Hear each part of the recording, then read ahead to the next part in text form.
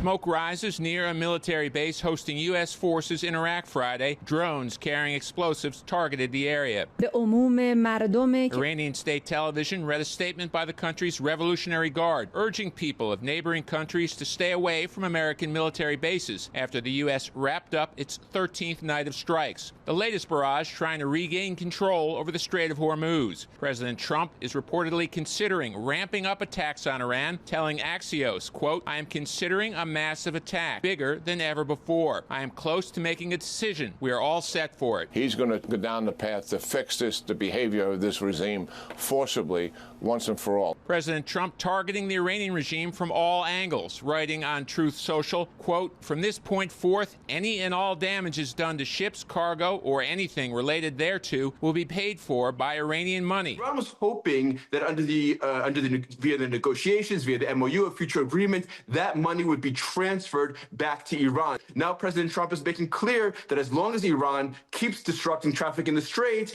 that's not going to happen. Some experts say we won't be alone in a larger conflict. And yes, we go back to major combat operations. The Israelis will be a part of that full throttle. In addition, the Iranian-backed Houthis opened up a possible second front to this war when they attacked Saudi oil tankers. In Tel Aviv, Steve Harrigan, Fox News.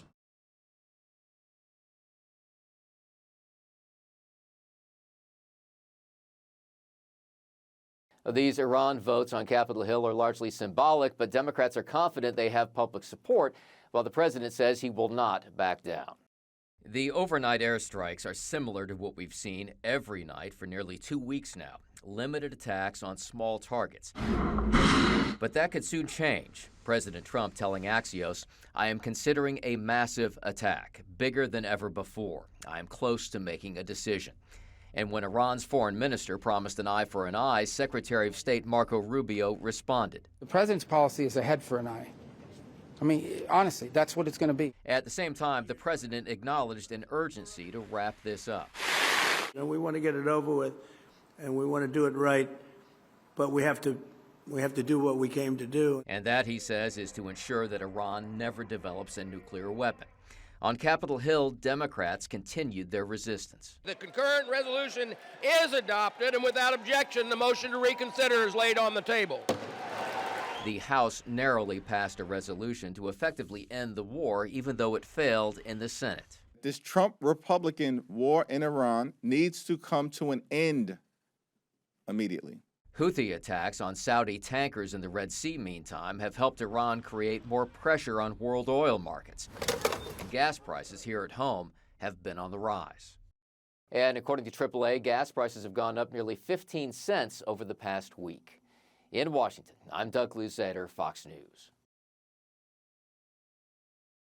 The Trump administration is cracking down on alleged forced labor violations. On Friday, the U.S. imposed new tariffs ranging from 10 to 12.5% on imports from dozens of trading partners, including Canada, China, and the European Union. Those who have a prohibition don't really enforce it, so we're not going to tolerate that anymore. We're going to have a level playing field. The White House says the tariffs are intended to pressure countries into adopting and enforcing bans on imported goods made with forced labor. The administration says at least 17 of the countries have made that commitment and will receive the lower 10% tariff charge. Others are pushing back, calling the decision unjustified. We oppose all kinds of unilateral tariffs. A tariff war or trade war is in no one's interest. It comes as President Trump tries to replace revenue lost when the Supreme Court struck down his sweeping global tariffs earlier this year. On Monday, he announced 50% tariffs on certain Canadian goods in response to what the White House calls discriminatory trade measures. We are intensifying our negotiations with the United States in pursuit of a comprehensive agreement that addresses all tariff-related sectors. Experts say American consumers could ultimately pay the price. With higher energy costs right now, and you drop tariffs in on top of that, you have some real inflationary concerns. The Trump administration says its forced labor tariffs include exemptions for key imports like oil and gas. In Washington, Mallory Rivera, Fox News. This airspace above me is among the most complex for planes taking off and landing. And President Trump is about to make it even more complicated with this A 250-foot triumphal arch in the middle of this very congested airspace, less than 2 miles from the final approach of Washington's Reagan National Airport. The size and location is sparking concern in the aviation community. Ever since 9/11, commercial airspace is restricted, so planes have to use this flight path to come in from the north. Pilots tell us this is already one of the most difficult landings in the country. It's challenging, especially that last turn. Now the arch is going to be something we come across near the end of this arrival when we're already at low altitude. Ben Berman, a former airline pilot, took us into a simulator to show us exactly what pilots see when they make this landing. So right now we're flying by the arch. So you're talking about only 300 of clearance between you and the top of the arch? Yeah, approximately. So How right does that now, make you feel? If it's a clear visual day, I feel good. But if I was flying that RNAV approach to 19, I could be doing this in the clouds. You can't go to the left because there's the restricted airspace of downtown Washington and all the Capitol and White House and everything. And then you can't go to the right because, well, there may be an arch there. So, and then at the very last bit, make about a 30-degree right turn to line up with the runway. And all has to be judged, by eye. I am standing where the arch will ultimately go. I'm nearly 6 feet tall. You can see how tall the arch would be. The flight path is just 350 feet above the highest point of the arch. While that seems like a small distance, experts say it's enough space because the horizontal clearance is so wide, between 1,400 to 2,000 feet. Even so, for years, pilots have complained about landing at runway 19, the one that is closest to the arch. According to government reports, pilots have said there is not enough room to make the descent, flying too low in the area, receiving caution obstacle alerts from their warning systems, and struggling to avoid flying into the prohibited airspace. The FAA says the arch is safe, saying it would have no significant adverse effect, but called for red lights to be added to the arch to help pilots navigate around it. And the arch has already passed through one of 2 key federal commissions. On September 3rd, the arch will likely go in front of the National Capital Planning Commission. That is the second one that has to pass this through. We potentially could see final passage of the arch. A reminder, that commission is one that the president has stacked with his hand-selected loyalists, so very likely it could go through. But this does still face a significant lawsuit from Vietnam veterans groups and also historians and preservationists, so it is still working its way through the court system. Sunlin Sarfati, CNN, Washington. While the U.S. and Canada trade tariffs and insults on the ground, What I'd like to see, Canada become our 51st state. But Canada doesn't live because of the United States. in the air, they still fly side by side.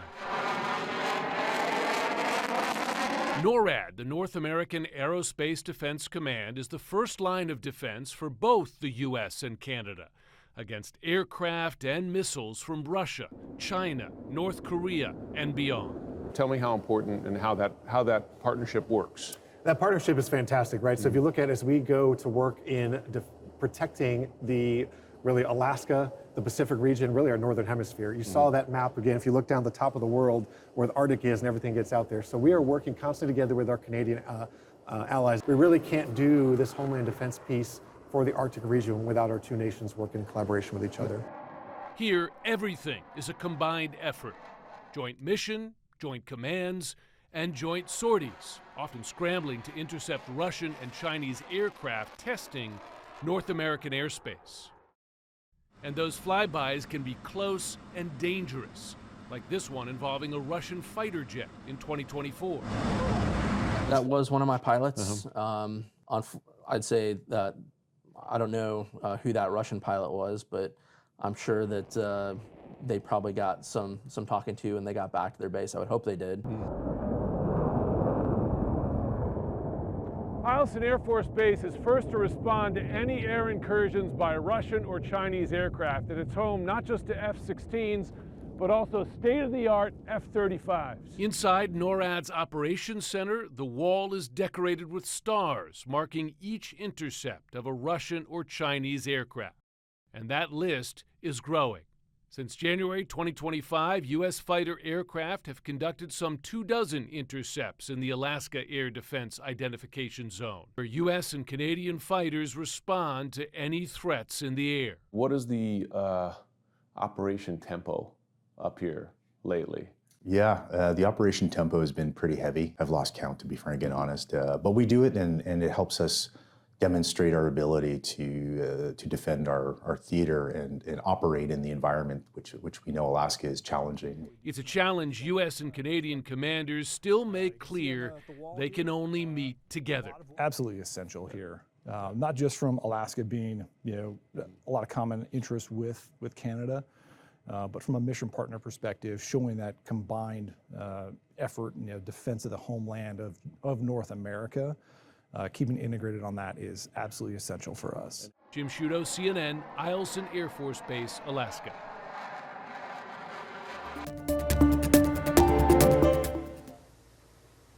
Vintage off-roaders have become the ultimate accessory, especially amongst women. Take this 1977 Ford Bronco here. Women don't just like it for the design, the boxiness, and these straight lines, but it's also appealing because of its practicality. The seat is a bit higher. This one sold this week for $135,000. Here at Venice Broncos, Christian Arena is restoring the iconic Ford Bronco and new to his fleet, Land Rover Defenders. Obviously the aesthetic of the truck, but the Bronco has a couple things that other SUVs don't. And one is the length of the truck. It's a short SUV that's lifted. These are first-generation Broncos made between 1966 to 1977. These cars can be tricked out with Apple CarPlay, backup cameras, air conditioning, and of course a fresh paint job and upholstery. Actress Sydney Sweeney showing off her hobby and love of working with vintage cars in this 2023 Ford ad where she showed off her skills wrenching her own vintage Bronco. And just last week, Kim Kardashian bought this $285,000 green Bronco.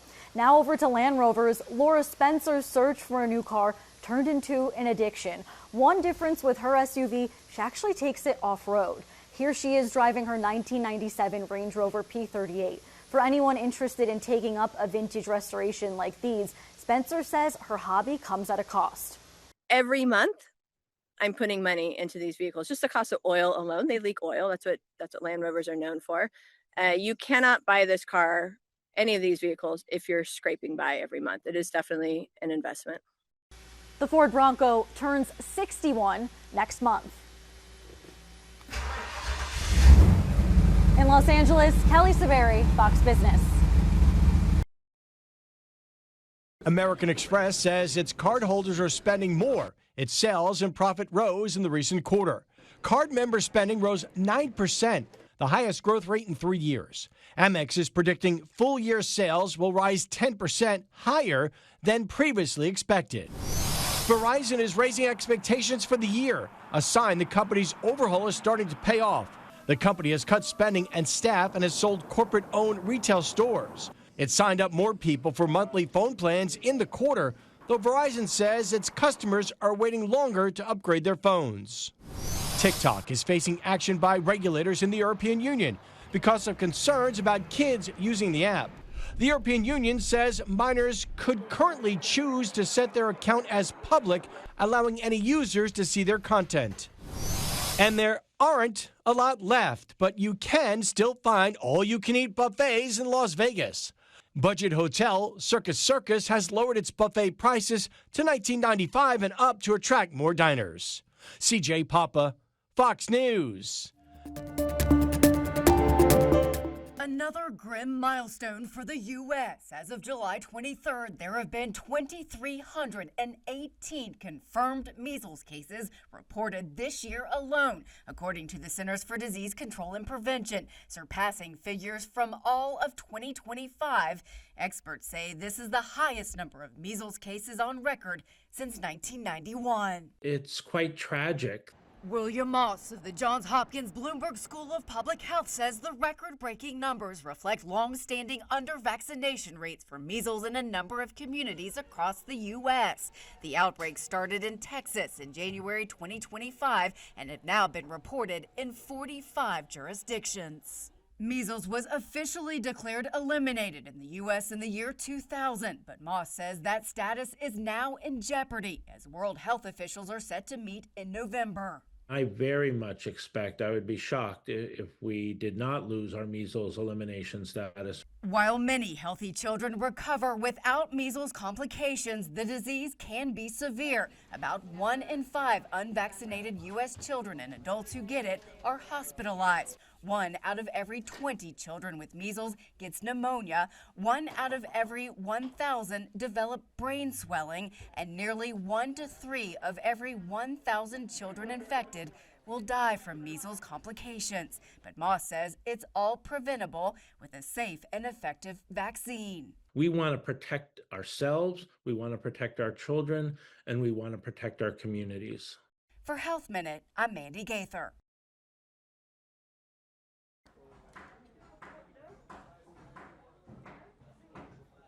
What we see is even if we're working on several Ebola treatment centers in Ituri and in North Kivu provinces, and other organizations are also managing Ebola treatment centers, the Ministry of Health is leading the response.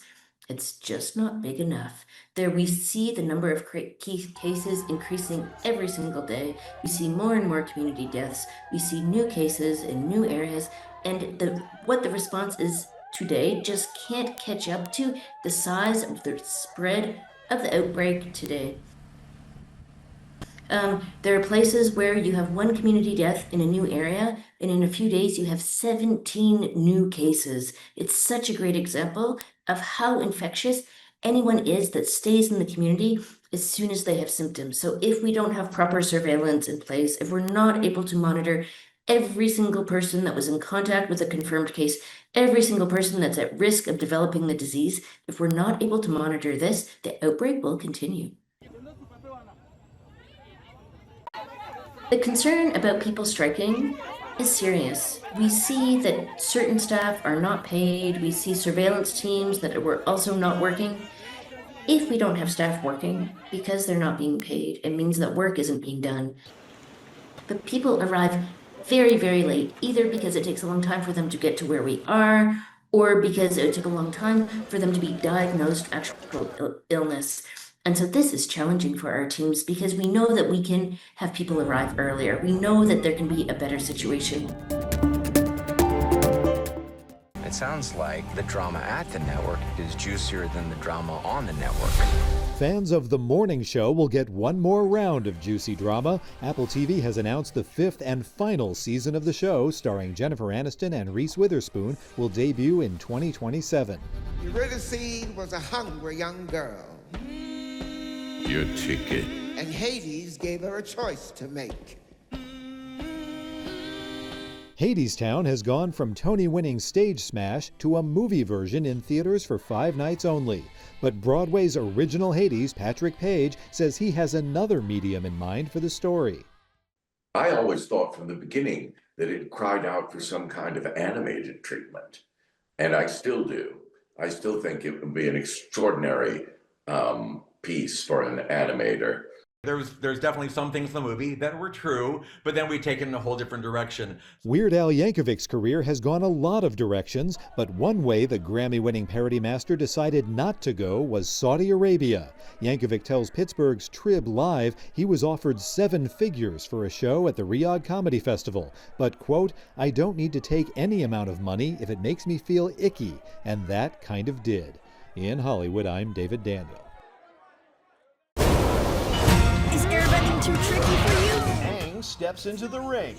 Based on the animated series Avatar Legends, the fighting game pits familiar characters in one-on-one matches. The game is playable now on PC, PlayStation 5, and Nintendo Switch. It's time to dive back into Splatoon. Nintendo has released Splatoon Raiders, which forgoes the series' multiplayer predecessors to focus on a single-player adventure. The game is out now for Nintendo Switch 2. Seed is a persistent and continuous simulation that takes place far in the future after humanity leaves Earth for Avesta, an exoplanet light years away from Earth.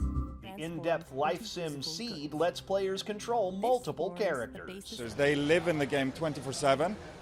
And then players can come together to build societies around these characters. And they need to run elections, they need to run the economy of those societies. Everything is produced by players. Every house, every tree needs to be chopped and turned into wood planks to build houses or furniture. So it really weaves players together into this tapestry. Seed has just launched in early access via seed.game. Leveling up in Hollywood, I'm Rick Damigella.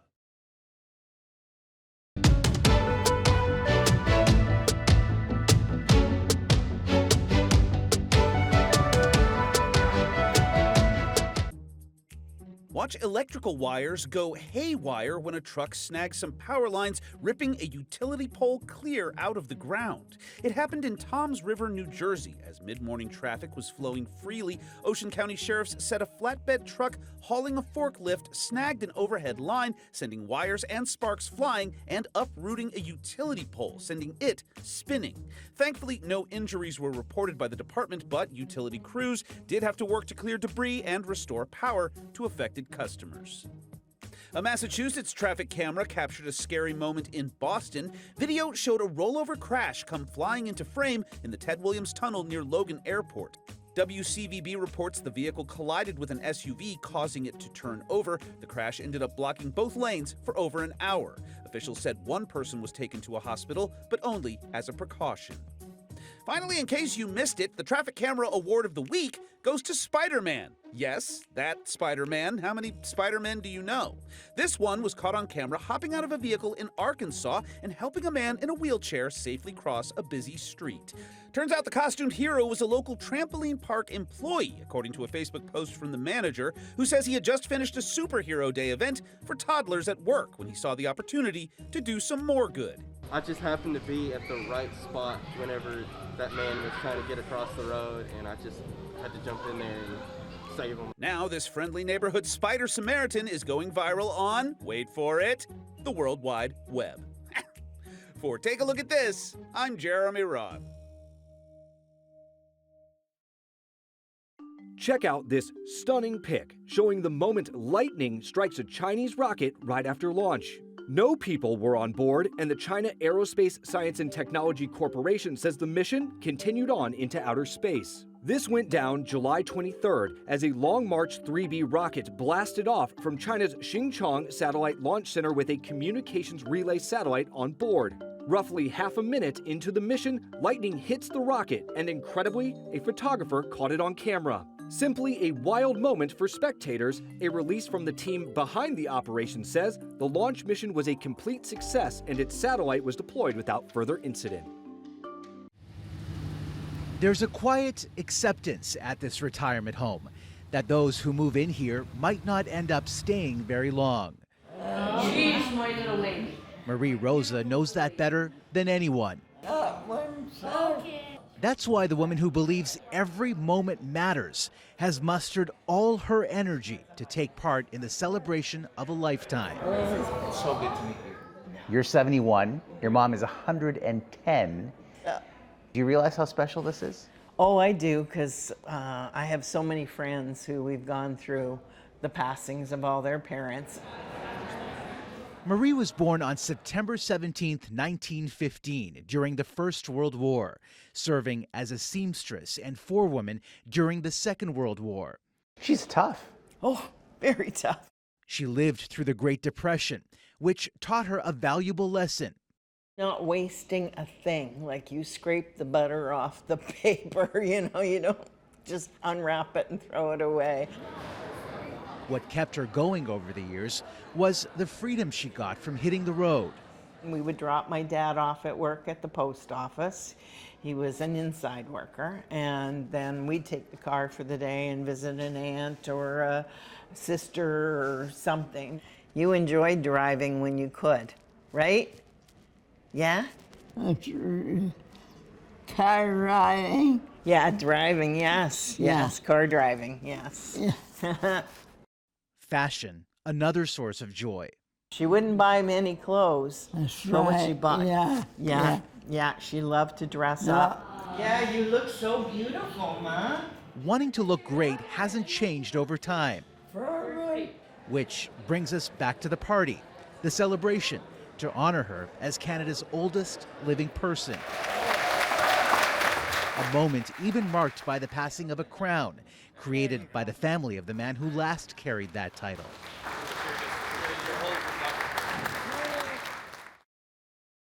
Bert Sisler died in April. His son says his father shared Marie's commitment to making things count. They're the ones that straighten nails and use them again. You didn't waste anything.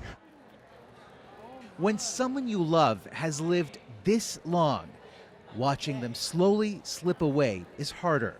I'm losing her, a bit at a time, and that hurts. Have you told her everything you want to say? I think so. I think I have done that. Oh, maybe. She's nodding her head. Yeah.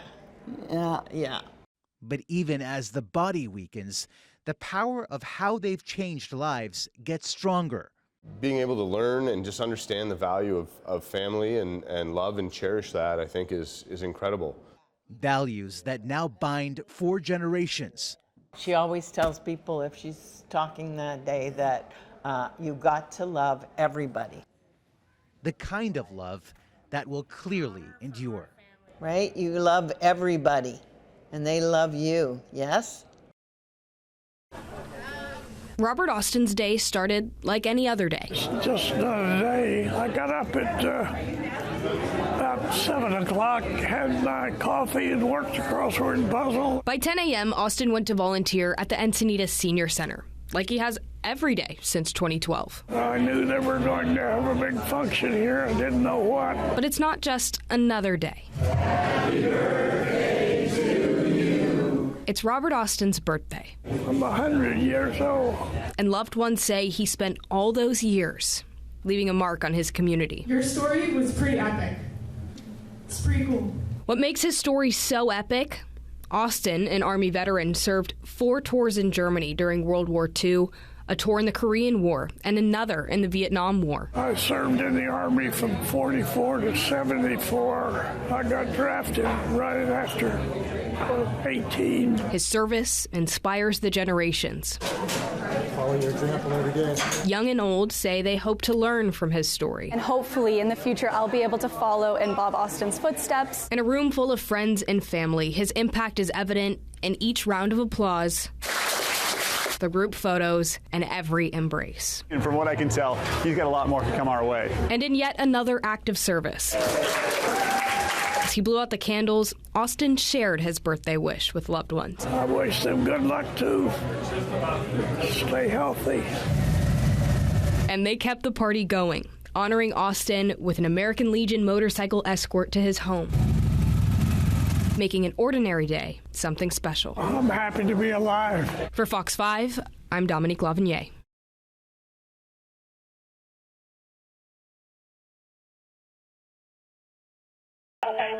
Your wife is in a bar. You said she's unresponsive. This is what he's going to tell you. Trying to find the first place to put a body. No, sir. The only thing they could do was kill him. Be the jury and to find the defendant